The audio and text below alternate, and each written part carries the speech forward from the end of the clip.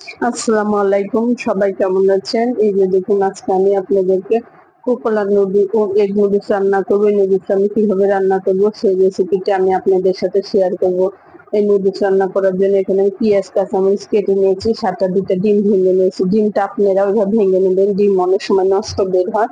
আর noodles গুলো বেশি ভাঙবো না, নুডলস গুলো আমি দুই টুকরা করে নিবো। এই যে দেখুন, এখানে আমি 4 প্যাকেট নুডলস নিয়েছি, সাথে আমি দুইটা ডিম নিয়েছি। আপনারা ডিমটা চাইলে আরো বেশি করে দিতে পারেন।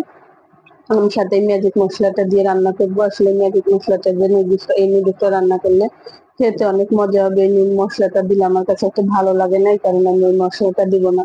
এই নুডলস 4 প্যাকেট আগে আমি এদিকে সুন্দর করে ভেঙে নেব। ওদিকে আমি চুলায় কিন্তু পানি বসিয়ে দিয়েছি, পানিটা বসিয়ে দিয়েছি, এর সাথে একটু তেল দিয়েছি। তেল দেওয়ার কারণে যেন নুডলসটা একটু ঝরঝরে হয়। অনেক সময় নুডলসটা একটু দলা বেঁধে যায়, আর নুডলসটা রান্না করলে কিন্তু অনেকটা একটু ঝরঝরে হবে। পানিটা বলক আসার পর আমি নুডলস গুলো ঢেলে দিলাম, ঢেলে দিয়ে এরকম একটা ফুটছে এভাবে নেড়ে দিলাম।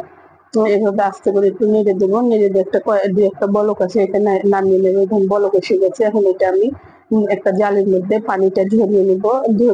দিতে দিয়ে এদিকে আমি চুলায় একটা কড়াই বসিয়ে দিয়েছি। আমি কড়াইয়ের মধ্যে তেল দিয়ে দিব।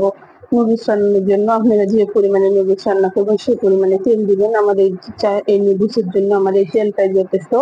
তেলটা মিক্স করার চারপাশে এভাবে ঘুরিয়ে দিলাম, চারপাশটা একটু তেলটা লেগে গেলে একটু ভালো হবে।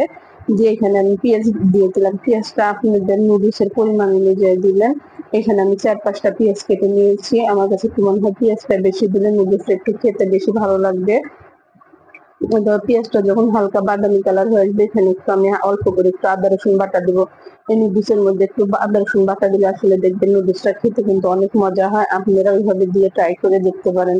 নুডলসটা দিয়ে আদা রসুন বাটাটা দিয়ে একটু ভালোভাবে নেড়ে চেড়ে নেবো। এখানে আমি 2টা ডিম ভেঙে দিলাম, 2টা ডিম ভেঙে দিয়েছি। ডিমটা আগে আমি এভাবে ভালোভাবে নেড়ে চেড়ে নিয়ে একটু দেখুন, ডিমটা যখন উপর দিয়ে এমন হয়ে যাবে, এখানে লবণ দেবো। লবণটা স্বাদ অনুযায়ী দেবো। আসলে লবণটা অতিরিক্ত কম বেশি হলেই কিন্তু খেতে ভালো লাগে না। আমি পরে দেখলে আবার চেক করে দিবো। এই যে মশলাটা আমি এই পর্যায়ে দিয়ে দিলাম, দিয়ে ডিমের সাথে আমি এই পর্যায়ে ভালোভাবে একটু মশলাটা নেড়ে ছেড়ে নিবো। নিয়ে কাঁচামরিচ ফাড়াগুলো দিব। এই পর্যায়ে কাঁচামরিচ ফাড়াগুলো দিলে একটা সুন্দর একটা ফ্লেভার আসবে কাঁচামরিচের থেকে। আমি পেঁয়াজের সাথে ভাজলাম না, আপনারা এভাবে দেওয়ার চেষ্টা করবেন। দিয়ে নুডলসটা আমি ঢেলে দিলাম। নুডলসটা ঢেলে এখন আস্তে আস্তে নাড়তে নাড়তে নুডলসটা কিন্তু সুন্দর ঝরঝরা হয়ে আসবে। এই যে দেখুন, এভাবে নাড়তে থাকবো। আপনারা কিন্তু আসলে নুডলসটা একটু ভালোভাবে এই ডিমের সাথে যেন মিশে যায় সেভাবে কিন্তু নাড়তে থাকবেন। আর চুলার জাঁচটা কিন্তু অতিরিক্ত হাই হিটে রাখবেন, এই পর্যায়ে কিন্তু মিডিয়াম আঁচে রাখবেন। আস্তে আস্তে নাড়াচাড়া করবেন। এইভাবে আসলে নুডলসটা কিন্তু আমার হয়ে এসছে। পরে সুন্দর করে আমি মিশিয়ে নিয়েছি। আমি হালকা জালে রেখেছি, রেখে আমি লবণটা ক্যামেরা অফ থাকা অবস্থায় চেক করে নিয়েছি, লবণটা ঠিক আছে। আমি চুলায় থেকে নামিয়ে নিয়েছি। নামিয়ে নিয়ে একটু এভাবে খুরচুন দিয়ে ভালোভাবে নেড়ে ছেড়ে নিয়ে নুডলসটা এখন আমি পরিবেশন করবো। নুডলসের সাথে আমি টমেটো সস দিয়েছি, শসা কুচি করে দিয়েছি। বাচ্চাদের এভাবে সাজিয়ে দেবেন, ওদের কাছে খেতে ভালো লাগবে।